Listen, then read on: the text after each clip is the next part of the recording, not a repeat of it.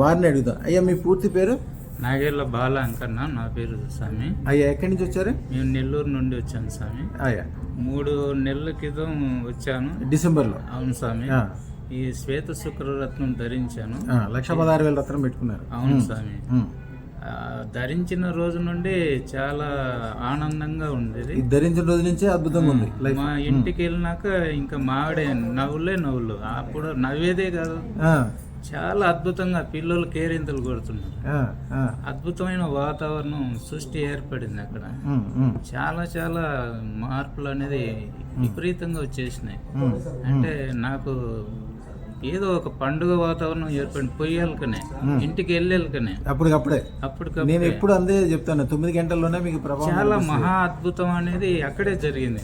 నాకు చాలా నమ్మకం వచ్చేసింది.